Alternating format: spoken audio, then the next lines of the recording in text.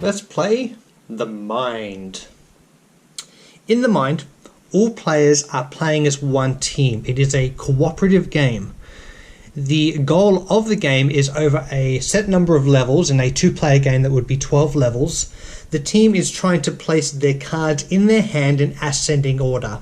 The caveat is that they are not to talk, discuss, share information regarding the cards in their hands. It is in essence, a silent game. On level 1, in a two-player game, the team starts off with 2 lives and 1 throwing star. Because we are on level 1, each player receives 1 card in their hand. Once the cards have been dealt, all players place their palm on the table. This signifies that they are ready to begin the game. Once all palms are raised, the cards can be picked up. It is at that point that the players then determine when it is best to place their card in ascending order. So the lowest number card needs to be placed in the middle of the table first. So if I was the player on the right here, I would expect or consider that 30 is a pretty low number, so I'm going to judge based on timing and everything else that this is now a good time for me to play my 30. With the left player remaining, he or she will then place the 76 on top. Because the cards were placed in ascending order in the correct order, the team have successfully navigated level 1. After that's complete, the cards are then picked up, shuffled back into the deck, and then the new level begins. So on level 2, each team member receives 2 cards in their hand. Palm gets placed down on the table. When everyone's ready, they lift up their palm, pick up their hand of cards, and they begin play again. So in this case, we would hope that the 31 gets placed first, followed by the 58, 61, and then 69. In the event that the cards are not placed in ascending order, the team loses 1 life. Any cards less than the value that was placed down incorrectly get removed from the game, and that round continues on, playing cards until nobody has any cards left in their hand.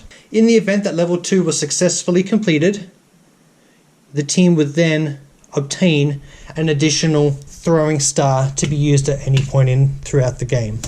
During the levels, there are times when the team will receive additional benefits. So in level 2, as mentioned, the team would receive an additional throwing star. Level 3, they would receive a new health. And again, during different levels, throwing stars and healths will be added back to the resources for the team to use as they progress throughout the game. If for whatever reason there is a stalemate and people are hesitating, one of the players may raise their hand, and this signifies that they are requesting the use of one of the throwing stars. If all players agree by raising their hand, the throwing star is destroyed, and each player discards the lowest card in their hand. That card is placed face up to the side of the playing area. The only time somebody may speak throughout the game is by saying the word stop. This signifies that all players must stop what they're doing and allows for an opportunity for the team to refocus and resynchronize their mind. In order to reinitiate gameplay, again, all players place their palms on the table. Once the palms are lifted, the game then continues on. And that's effectively the game of the mind. Each level, the number of cards are distributed by the level number, ensuring that all cards are attempted to be played in ascending order. If achieved, you will then progress to the next level, potentially receiving either an additional life or throwing star. And once you get to level 12, the game ends, and as a team, you have collectively won the mind. If at the end of the game the team has successfully completed all the levels in the stack, and if you're up for a new set of challenges, you can restart the game in blind mode, in which all the cards that are played to the center are placed face down. Once all cards are placed face down, the deck is then turned face up and then determined whether or not all cards were placed in ascending order or not, to determine whether or not you progress to the next level. So it adds that extra level of complexity. Okay, let's talk about the mind. When I first played this game back in December, I had never experienced a game like this before. Quite unique in every aspect, almost like a social experiment, if you like. There's no talking throughout the game. It's as a team, you're trying to synchronize with each other to pace each other out, to get an understanding of when is that good time for me to play this card. Quite a fun little and interesting little game to play.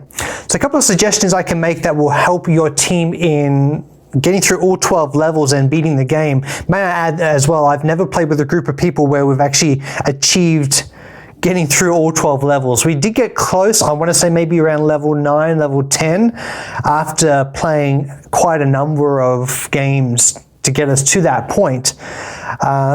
Some of the suggestions, obviously being a silent game where you can't disclose or discuss the cards in your hand, it kind of makes it difficult to